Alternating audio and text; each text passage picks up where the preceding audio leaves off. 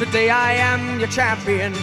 I may have won your hearts, but I know the game, you forget my name, and I won't be here in another year if I don't stay on the chart. Funny story, actually. I was told not to use musical title cards, but funny thing is, I like them. A lot. It's my editing choice, so what say do you guys having it, besides giving me that upvote at the end of the video? Please give me that upvote, I really need it for my own self-esteem. Give me that upvote, please! Enough begging for upvotes, though. It's time for the review of this movie. The Resort is Jurassic Park meets zombies, and I am happy to say that I actually kind of like it. But luckily for me, it has plenty of hateable characters and problems with it. I'm gonna go out and say it. This has the same goddamn story as Jurassic Park. And that's probably why I like it so much. You see, I was a kid when Jurassic Park came out, and I watched it all the time. Like, all the time. It was kind of insane. To this day, it's one of the only few movie franchises that I feel real nostalgia for. So does this movie capture the magic that I felt when I very first watched Jurassic Park? Not at all. What it does do is follow the Jurassic Park formula almost to a T. Step number 1, go to the island. Step number 2, think everything is fine and dandy. Step number 3, hacker ruins safety systems. Yeah, that actually happens in both movies. And the most important step, everything goes to shit. So although the movie gains points for knocking off a movie that I love, it still loses points for just knocking off another movie's plot. The characters in this movie range from passable to what the absolute fuck. Case in point, these two characters, who are the absolute most retarded renditions of millennials that I've ever seen since the Emoji Movie. How old do you think those characters are?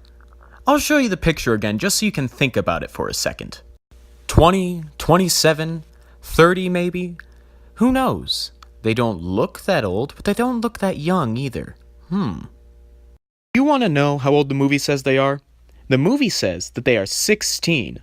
I don't know about you, but I'd be just comfortable sending my 16-year-old child to an island infested with zombies. Oh my god, what the hell is this? Like, you can't tell me that they actually look 16 in the slightest bit, but the movie proclaims that it's proud that these are their 16-year-old millennial gamers. The rest of your characters are actually a pretty standard bunch for what you would expect in one of these movies. We've got the main antagonist, who's the owner of the resort, but she doesn't actually act that evil until like the last 15 minutes of the film. And then there's our main character, PTSD lady. I forgot her name because she's so bland, and PTSD is actually her only viable trait as a character.